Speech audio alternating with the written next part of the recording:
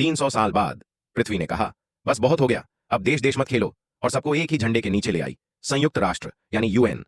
अब धरती पर शांति थी और एक सिंगल गवर्नमेंट थी। लेकिन भाई, ब्रह्मांड में सबको नियम पसंद नहीं आते। मंगल ग्रह, जिसे कभी हमने प्यार से उपनिवेश कहा, अब कहता है थैंक्स बट नो थैंक्स। उन्होंने खुद की सरकार बना ली। लाल मिट्टी, लाल सोच। और फिर थे बेल्टर्स, एस्ट्रॉइड बेल्ट वाले, जो बोले हम तो पत्थरों के बीच जीते हैं, लेकिन सपने हमारे भी बड़े हैं। वो भी अपनी एक सभ्यता बना बैठे, छोटे ग्रह, बड़े एटीट्यूड के साथ।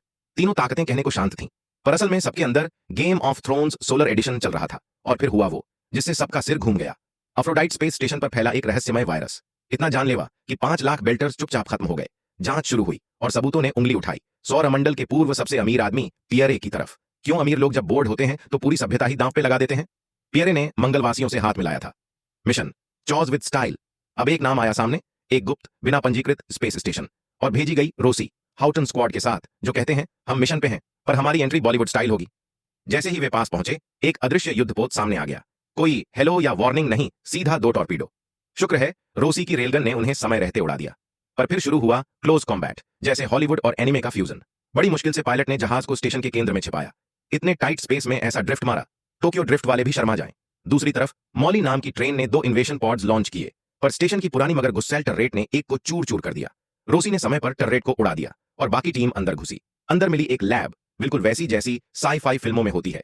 नीली लाइट, कांच की ट्यूब्स और ज्यादा ही सीरियस दिखते वैज्ञानिक। वहां पता चला वायरस कोई एक्सपेरिमेंट नहीं था, वो एक प्रोटोमॉलिक्यूल था, किसी और गैलेक्सी से भेजा गया, उल्का में पैक किया गया, धरती के नाम।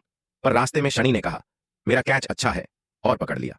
अब ये वायरस इंसानों को सुपर ह्यूमन बना सकता है। सांस लेना ऑप्शनल, अंतरिक्ष में जीना अब संभव। साइड इफेक्ट, हाँ, बस मर सकते हो। टीम और गहराई में जा ही रही थी, तभी आया मिलर और बिना किसी वार्ता के प्रमुख वैज्ञानिक को शूट कर दिया। क्यों? उसकी गर्लफ्रेंड इसी वायरस का शिकार बनी थी। ड्रामा तो नेटफ्लिक्स लेवल का था। अब टीम के पास था वायरस का सैंपल, तो उन्होंने उसे एक टॉर्पीडो में डालकर एक वीरान ग्रह पर भेज दिया। Out of site, out of solar system.